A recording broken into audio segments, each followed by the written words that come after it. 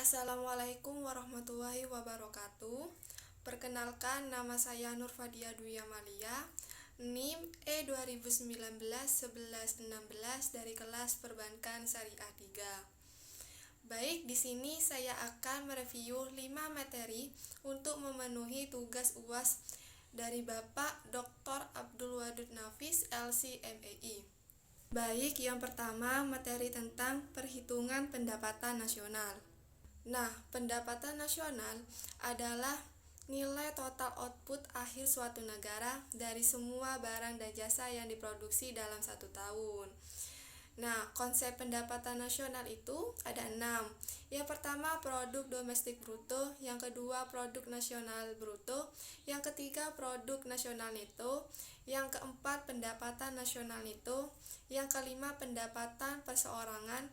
Dan yang keenam, pendapatan yang siap dibelanjakan.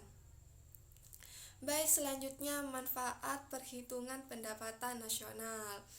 Yang pertama, mengetahui tingkat kemakmuran suatu negara. Yang kedua, mengevaluasi kinerja perekonomian dalam skala tertentu.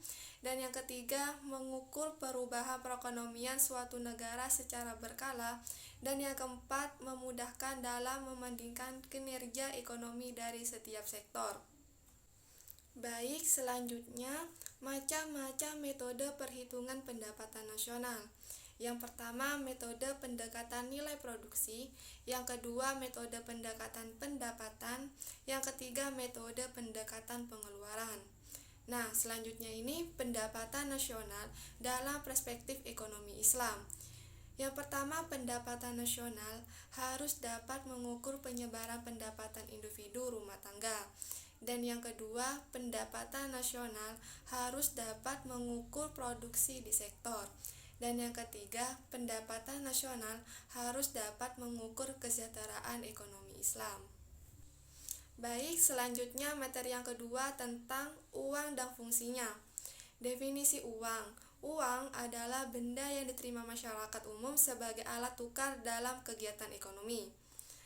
Jenis-jenis uang menurut bahan pembuatannya itu adalah uang logam dan juga uang kertas. Sedangkan jenis-jenis uang menurut lembaga yang mengeluarkannya itu adalah uang kartal dan uang giral. Menurut nilai jenis-jenis uang itu adalah uang penuh dan uang tanda. Fungsi asli uang itu sebagai alat tukar, sebagai satuan hitung, dan juga sebagai alat penyimpanan nilai. Fungsi turunan uang. Yang pertama, uang sebagai alat pembayaran transaksi yang sah. Yang kedua, uang sebagai alat pembayaran hutang. Yang ketiga, uang sebagai alat penimbun kekayaan. Dan yang keempat, uang sebagai alat pemindah kekayaan. Dan yang kelima, uang sebagai alat pendorong kegiatan ekonomi. Baik, selanjutnya materi yang ketiga tentang kebijakan moneter dalam perspektif ekonomi Islam. Nah, kebijakan moneter adalah seperangkat kebijakan ekonomi yang dibuat untuk mengatur ukuran serta tingkat pertumbuhan pasokan uang di dalam perekonomian negara. Jenis-jenis kebijakan moneter. Yang pertama, kebijakan moneter ekspansif, dan yang kedua, kebijakan moneter kontraktif. Baik, selanjutnya tujuan kebijakan moneter.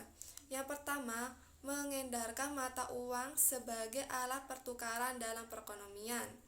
Yang kedua, menjaga kestabilan harga. Yang ketiga, menjaga kestabilan ekonomi. Dan yang keempat, meningkatkan kesempatan kerja. Selanjutnya, instrumen kebijakan moneter. Yang pertama, kebijakan operasi pasar terbuka. Yang kedua, kebijakan diskonto. Yang ketiga, kebijakan cadangan kas.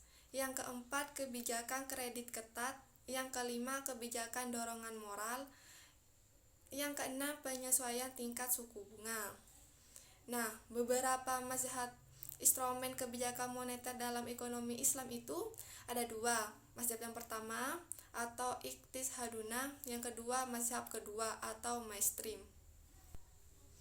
Baik, selanjutnya materi yang keempat tentang peran dan fungsi bank sentral.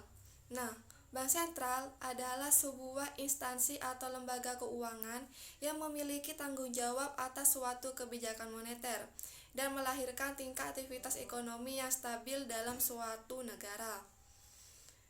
Tujuan bank sentral yaitu mencapai dan memelihara kestabilan nilai mata uang yang tercermin dari laju inflasi dan perkembangan nilai tukar uang dalam negeri terhadap mata uang asing.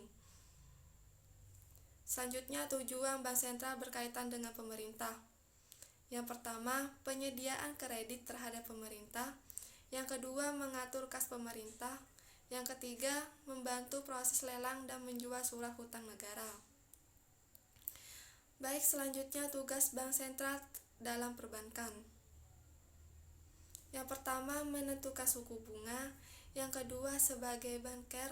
Yang ketiga, melakukan pengembangan kredit yang sah.